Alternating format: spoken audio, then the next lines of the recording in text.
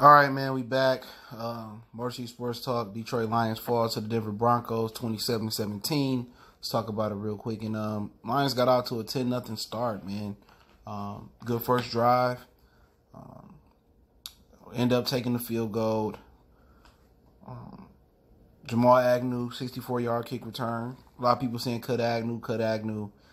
I'll talk about special teams in a minute. Then Denver come back, even it up. 1-yard rush by Royce Freeman. We talked about him coming to the game. Then McManus kicked the field goal. Then they kick another field goal at the end of the third quarter. And then Kenny Galladay block to Kenny Galladay. Then Drew Lock throw his only touchdown in the game to Deshaun Hamilton. And he almost had one on the 1-yard line, too. They came up short. That's when Royce Freeman scored. And then Lindsey breaks a 27-yard run for a touchdown. And he had like a $116 on the ground. Very, very dangerous running back. I like Philip Lindsey, and I told you guys I thought he would have a big day. Weather didn't seem to be a problem. Lions got outscored in the fourth quarter, 14-0. But yeah, I think the special teams thing with people writing off Jamal Agnew, I think that's a coaching thing. I just think the special teams coach not that good. And they need to get in there and get somebody that can get the job done. Other than that, I just think David Blogg making a case where he may not be an NFL caliber quarterback. Maybe he could be a third string quarterback in this league, but he ain't an NFL caliber quarterback. I mean, it ain't like he got a lot to work with though. Kerryon came in today and he was okay. He was okay. He had like 40-some yards rushing. He seemed to have a little burst. He had the little brace on his leg. But Kerryon looked pretty explosive to come back and pretty fresh to come back and after a few weeks off. But I don't think he's the running back of the future. At least the lead running back of the future.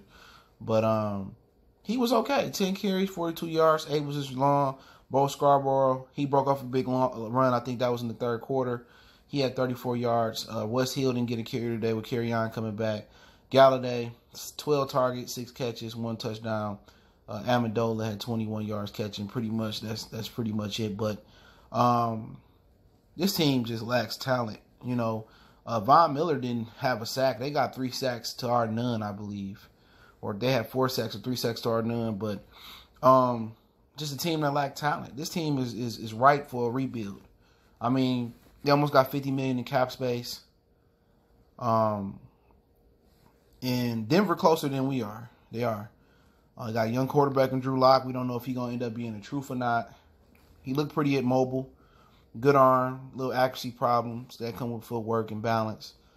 Philip Lindsey, love him. I think Royce Freeman eventually he'd be a good bridge running back. Good short yardage running back. Then the defense probably need to be rebuilt over there a little bit more.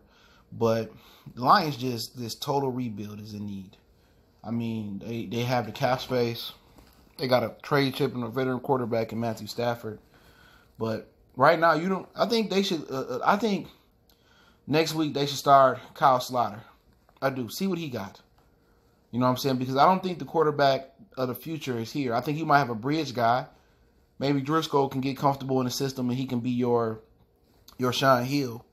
But right now, the team just lacks talent everywhere. People can say the injuries all they want to. Davis, Tavai got hurt today. But even when this team was healthy, this team wasn't dominant. Just as most of these games be close, it's close when the starters was playing and everybody was healthy. And the Lions just always find a way to lose the game. I think the defense, and I'm not blaming the coordinator and Paul Pasqualoni because this Patricia defense, the special teams coach suck. The only bright spot on this team is Darrell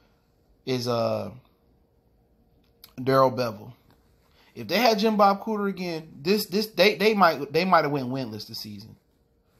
You might be looking at 0-16 with the Stafford injury, with Jim Bob Cooter and his let Madden select my offensive plays. This team would have been winless this year with Jim Bob Cooter. Darrell Bevel is the MVP of this team, player or coach. His ability to adapt to what a quarterback does well and don't do well and keep him comfortable has been the difference. Had you had Darrell Bevel in there when you had Jim Caldwell in there, I mean, you might have been looking at success. you definitely would have been looking at a playoff win, in my opinion. But, you know, it is what it is. Denver played a good game today. I mean, I'm glad we didn't win. We stay in the hunt for a top 4 pick or top 5 pick. Don't think they're going to win another game this season. Next week we got Green Bay. I don't know if they rushed their starters or what they're playing for. I believe they play tonight. If I'm not mistaken, on Sunday Night Football, or is it Monday night they play? No, they must play Monday night versus the Vikings. Tonight is Kansas City and the Bears in a meaningless game for the Bears. But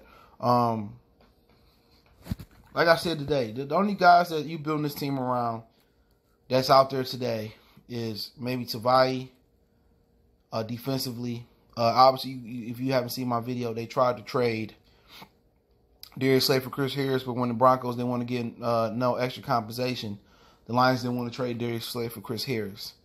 All right, so Darius Slay more than likely gone. Defensively, you're really looking at hopefully Tracy Walker. You're looking at Tavai. You're looking at Deshaun Hand if he can stay healthy. Trey Flowers. And you hope Coleman can get better with a better pass rush. And that's really it. Offensively, looking at Ragnow and Kenny Galladay as your 2 stars going forward. And if Stafford come back healthy, it's not negotiable. But right now, this team lacks talent bad. They need successful drafts. They need to get all these old, veterans out that ain't playing well, like Decker, Wagner. You know what I'm saying? Maybe even dump off Damon Harrison. And they need to get younger. They need to get better talent level.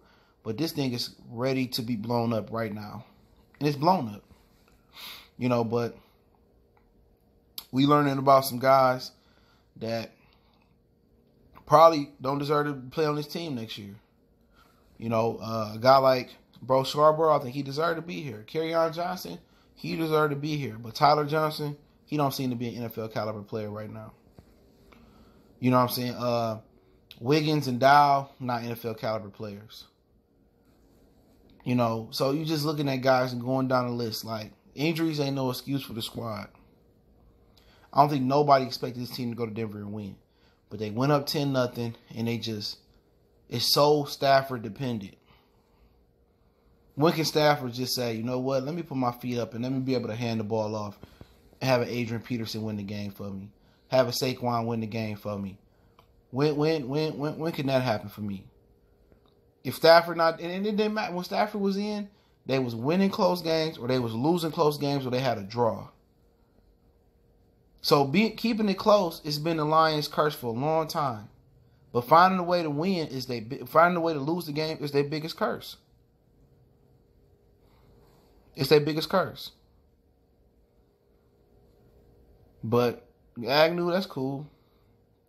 That's cool. He did that, but it's really not much to talk about this team. This team is in rebuild mode, and now Patricia and Bob Quinn gonna get a crack to build it. But the one thing that keeps bothering me, I believe Rich Gannon was calling the game today, or whoever it was in the booth with him, or if it's Rich Gannon or Chris Spielman, they keep pushing the narrative that Bob Quinn and Matt Patricia deserve another chance. Oh, the year 2 is the rebuild. He likes the foundation.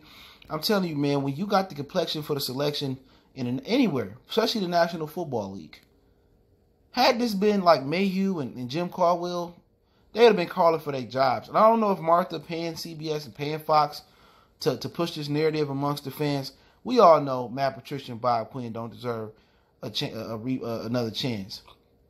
All right, this wasn't no 3-10 or 0-16 football team. They took over a 9-17. He late the meetings. They don't treat the players the right way. Martha don't know what she's doing. So please, commentary people, man. Stop trying to push a narrative that they do deserve another chance and they got to make making the playoffs ain't good enough. They have to make a advance or at bare minimum give us a home playoff game. And they got to win that. So please spare me when people keep talking about, Patricia deserve another chance, Bob Quinn deserve another. They don't deserve another chance. But we know they're going to get another chance, and we have no other choice but to ride with the squad. And that's what we're going to do. But hey, Motor City Sports Talk. Shout out to Denver getting the job done, 27-17. Don't forget we on Facebook, Instagram, Twitter. Reach out to the email if you got business questions, inquiry, sponsorship, video requests. Keep sharing the videos. Want to make a donation? That link's in the description. Best way to donate, share the video. Let me know what you guys thought about the game. If you watched the game, if you cared about the game, let me know. But they found the way to lose it, but that's the way it goes.